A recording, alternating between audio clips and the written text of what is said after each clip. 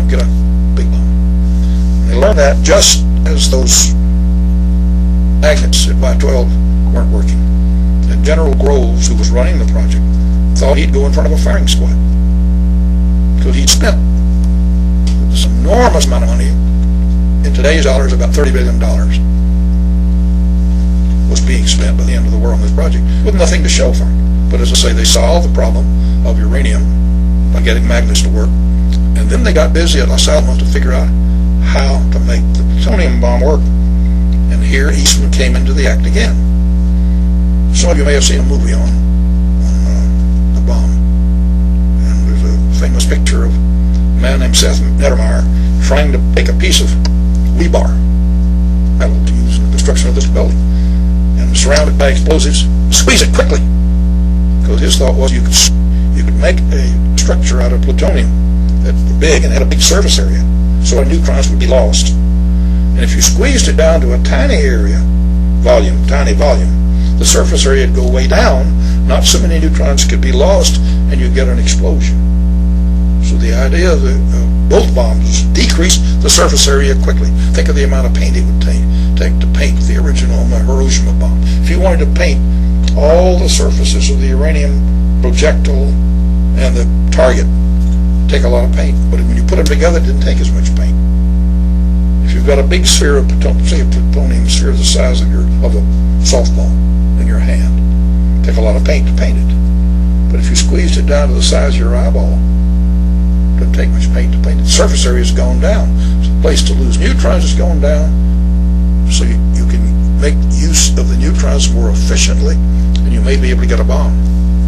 But Nettermeyer, he blasted his piece of rebar surrounded by explosives out at Los Alamos, and the thing would fly up in the air, ought to sit still, fly up in the air and come down all bent. He wasn't able to do what he wanted to do. He wanted to be able to squeeze that rebar and come out with a slightly smaller piece of rebar, much denser. Couldn't do it. General Groves asked Conant for help. He said, I need the best explosives chemist in the world. Can you find him for me? Conant said, sure, he's right here at Harvard. The man's name is Kistiakowsky. He's a professor at Harvard. He didn't tell him he's a Russian. And we don't know anything about his security clearance. Groves didn't worry about that. He needed an explosives chemist. Well, a mathematician figured out a structure of explosives with fast explosives and slow explosives in a sphere. Machined pieces of solid explosive. How would you like to take a piece of solid explosive, put it on a lathe and start cutting the edges of it?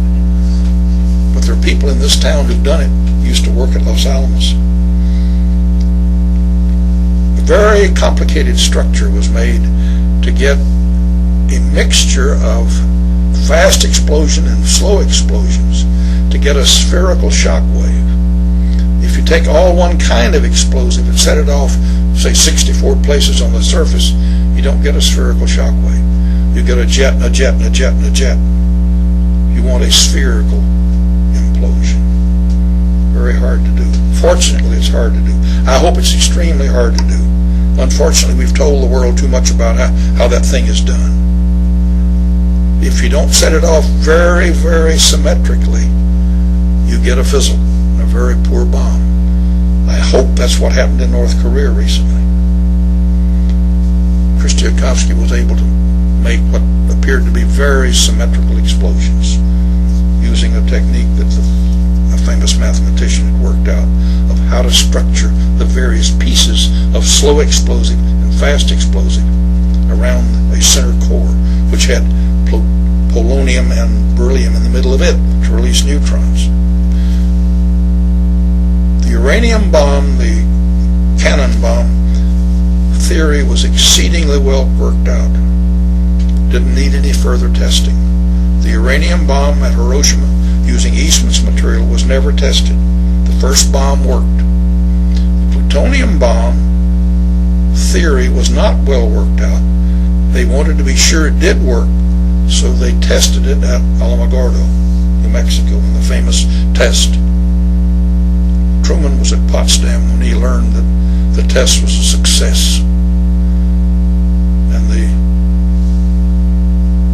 the gadget, which was the interior of a plutonium bomb at Alamogordo, had successfully blasted and destroyed the tower and melted the sand down below.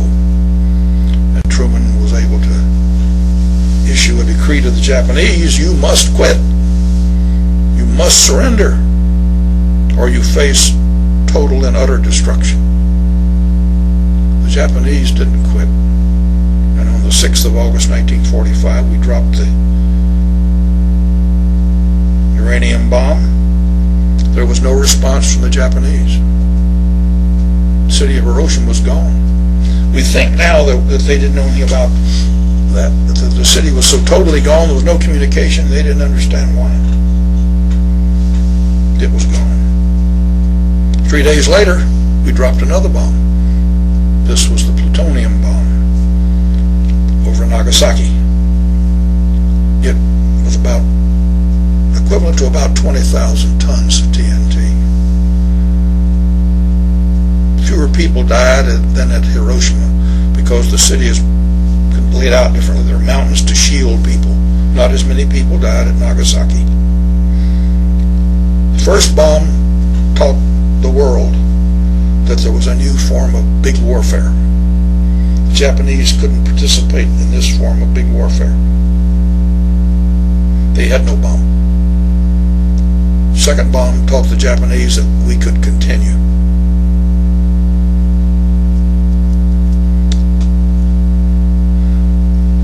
On the 8th of August 1945, they said through the Swiss that they'd surrender. And then on the 15th they did surrender. And that was the end of the war.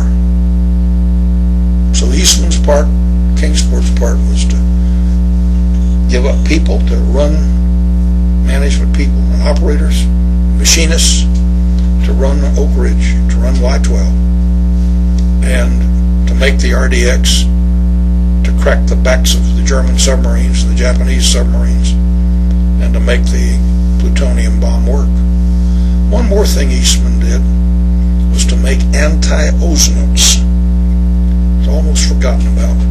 But when people unwrapped the first replacement tires for military vehicles in the Saharan desert, the tire would last 3 weeks, and the sun would cut them to pieces. The ultraviolet radiation. Eastman made anti-ozonates that you could put into the rubber would last. I think that's about all I want to talk about. And I appreciate the opportunity.